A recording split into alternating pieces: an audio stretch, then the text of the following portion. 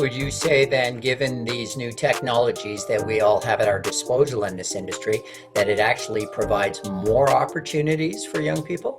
The younger people who are, very astute with video games and with computers are adopting to the newer platforms that are coming out much quicker.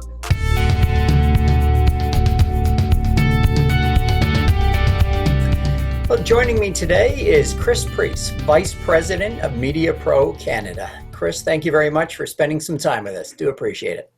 You're welcome, Rick. My pleasure. So let me ask you, what are your thoughts of the broadcast industry today, and especially looking at opportunities for young people to get into this industry? Wow, that's an interesting question because every month I would likely have a different answer as this COVID crisis is progressing. In general, our industry is changing rapidly. The majority of our work is sports-based, and of course that industry was adversely affected by this pandemic. So for us, we hold tremendous optimism that we'll be back to normal hopefully in the spring or the summer. But at the moment, we've adjusted a lot of our workflows and our procedures in order to still cater to our clients' needs. And one of the best examples is the Canadian Premier League, who had no option but to do a series of games in one central location, a bubble. And we ended up doing their whole year's worth of games in a 6-week period. We did 35 matches in PEI. And that's something that's very different for us. We had to adapt with different workflows and obviously safety protocols.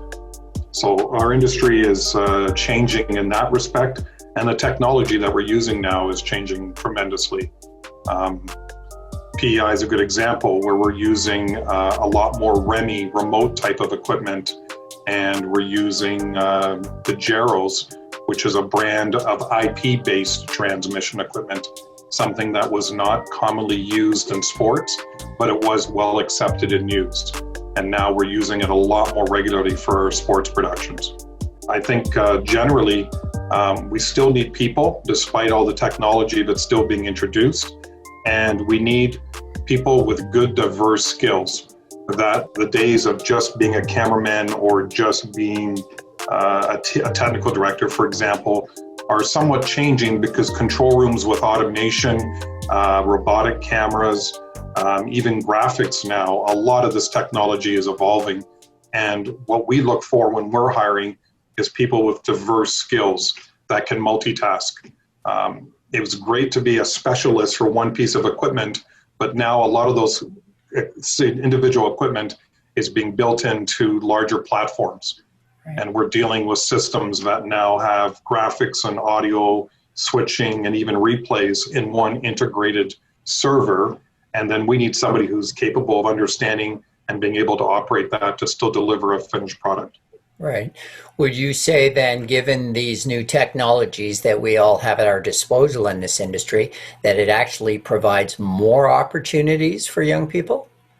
Yes, most definitely. I think the older generation who may lack the skill set and the computer familiarity, it makes it difficult for them to transition to the newer technology. And I'll put myself in that category. The younger people who are, very astute with video games and with computers are adopting to the newer platforms that are coming out much quicker. And for us, that is a skill and a workflow that a skill set that we require for sure. Right. How would you say these technologies that are being embraced now, when we look at the base skill sets that we sort of still rely on in broadcasting, that being the ability to storytell, to write stories, has technology helped? Has it hurt that? Or do you see that factor changing at all? Personally, I think it's hindered it. It's been detrimental from the content side, because clients are now looking at cost-effective ways of covering events. And a good example is our live sports. We do many events now that we don't even have a producer. We're dealing with just a director and the rest of the technical crew. They're trying to save money because of declining subscribers or declining viewers, and or they're trying to save travel costs. And from my perspective, I think the overall production suffers when you don't have someone there looking at for the content benefit, or looking at a different angle of the game, not just covering the ball moving, so to speak, but looking for emotions and looking for player reactions or extra replays. So I think, unfortunately, the industry, and I'm going to speak primarily for the Canadian budgets. I know the American budgets are considerably larger, and I don't think they're going to be as affected as we are. I think our overall production values suffer when we don't have the right people leading the ship, so to speak. It's not about just the hardware we deliver, and certainly the quality has improved and we can do shows with less people. It's having the right people there to tell the story, as you indicated. Right, right. So when you and I were getting into this business, there weren't a lot of opportunities, especially in Canada. I mean, it was sort of the traditional, the CBCs, and then a little after that, the TSNs of the world, global CTV. Where would you say the best opportunities lie now for young people to get into the industry? Well, I would think we're one of them. We're actually the second largest freelance employer in Canada for television sports. Last year alone, I think it was over 4,000 freelance days that we hired over a given year. And that's not hard to accomplish when you have 200 events with an average of 20 crew per event. There's your 4,000. That doesn't even include any of our flight pack shows, our E&G productions, or even our studio shows. So we use a heavy freelance base. We have a core staff of 28 people, and with that full-time staff, we were still able to cover over 240 events last year. So obviously we rely very heavily on freelancers. Also, independent producers. There are a lot of producers out there that are producing events for the broadcasters who need to also have freelancers. Everybody's trying to minimize overhead and not to have people full-time year-round if they're doing a seasonal event or a particular series. There's a lot of independent producers that are producing for TSN or for Sportsnet or even CBC. And those can be fairly easily found looking at different websites, Production Hub, or even going to the government websites that issue the tax credits. If somebody has been the benefactor of a tax credit, that means they're going into production, they're going to need crew. So it's a good little cheat to find potential employers that way as well. And word of mouth, LinkedIn is a perfect place. I would suggest to anybody new come to the industry is to get on LinkedIn, do some keyword searches, and find out who the production managers are at these companies, and introduce yourself. Sometimes you have to be persistent. People, don't go on LinkedIn on a daily basis. If you don't get an answer the first time, try again. When you start going 3, 4, 5 times, people are going to think you're pestering them. So there's a fine line between being assertive and being a pain in the neck. But don't give up on the first time. And I know that firsthand here, but I've had a few people that have been persistent, and yet in the end, when I finally interviewed them, they were the right fit for the job. They had that type of personality. They were confident in their abilities, and we've sourced many people through LinkedIn and even Facebook.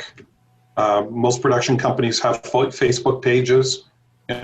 Join their group, follow them, make comments, and make it known that you're interested in possibly working with that company down the road. That's a great point. Very good point. So let me take you back a few years. If I had to ask you, if you were getting in the industry today, would you say the path would be easier or tougher than it was when you tried? Right now, I would think, honestly, it would be tougher. The pandemic aside, of course.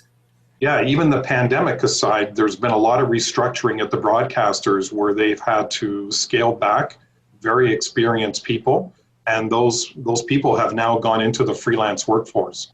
And I think it's now making it harder for people to compete for a limited amount of positions that we have in this country on a regular basis. Right. So I think it's more challenging. You really have to make yourself known. You really have to have good skill set, Having some production experience goes a long way. If you could volunteer at a cable station or a university covering their hockey games or any sporting events, just put something as a list of credits that you've worked on. That shows initiative, and it also shows you have an understanding of the production experience and what's required. And to me, one of the biggest traits we look for is always attitude. Having a good positive attitude, the willingness to learn and to broaden your skill set, that's always very attractive to an employer.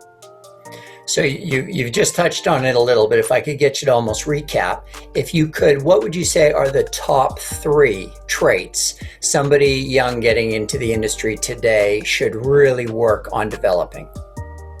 1, having diverse skills. So, and having computer literacy as well, to be very familiar on, and I'm not just talking about Word, but knowing many different platforms. Having some kind of experience, production experience, even if it's just being an assistant on a film shoot or school project or whatever, just being able to recognize the terminology and the work responsibilities on a set. That to me is important. Having a good reference is always important too. And we're not talking about a family member saying he dresses and he's very polite and he's, always on time. Somebody in the industry that maybe has mentored you or you've looked up to or they've worked with you on a set, that goes a long way too, having a strong reference that'll speak to your credibility and to your work ethic. Chris, that's great. Those are some great points, and I do appreciate it. And I'm sure our audience will appreciate it as well. So thank you so much, Chris, for taking the time with me today. This has been great. Okay, you're very welcome. I hope you enjoyed my interview with Chris today. Before you leave, please do check out one of the other videos you see here on the screen. And don't forget to subscribe to the channel. I'm putting out new videos all the time, and you'll be made aware of it when you subscribe. And a thumbs up, always appreciated. Thanks for watching.